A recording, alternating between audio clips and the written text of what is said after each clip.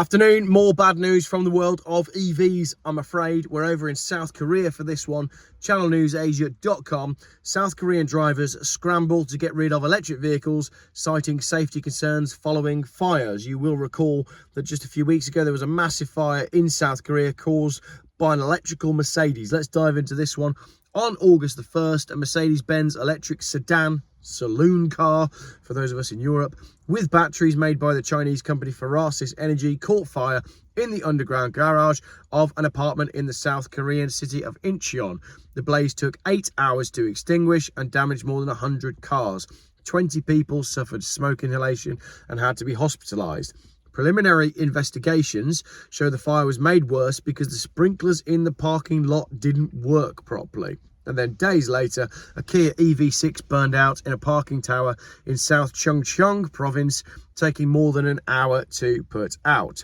So in a report published in February, Seoul Metropolitan Fire and Disaster Headquarters said 1,399 fires occurred in underground parking lots in South Korea between 2013 and 2022, and 43% of those were attributed to vehicles.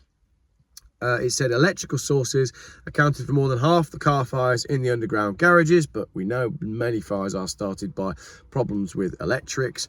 And they're among more than 500,000 EVs in the country, accounting for 2% of registered vehicles. So EVs only make up 2% of the market in South Korea.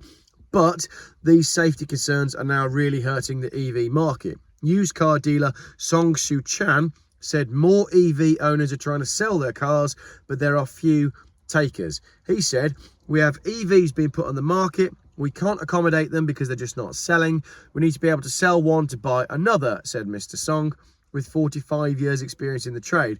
"Even if the prices drop, the deals are not happening. We used to sell a few units a day. Now, not even one or two." So, same problem that we've got over here. Used EVs are just not selling, but they've got this massive fire, which has hugely impacted the used car market. Now, imagine if the Luton Airport fire from last year turned out to be an EV. Imagine if that had been the culprit and that had been on the news. The same thing would have happened here. But luckily for the EV industry in the UK, it was a diesel Range Rover. Definitely wasn't the lithium-ion battery that was on fire beneath the passenger seat of the diesel Range Rover. But nobody wants to talk about that, especially not me. Other dealers at Seoul's largest used car market, Jangandong, had similar stories to tell. According to used car trading platform K-Car, listings from motorists wanting to sell EVs rose 184% in the first week of August from the week before. So obviously that's the week the big fire happens. Big fire, 184% increase in people listing their EV for sale.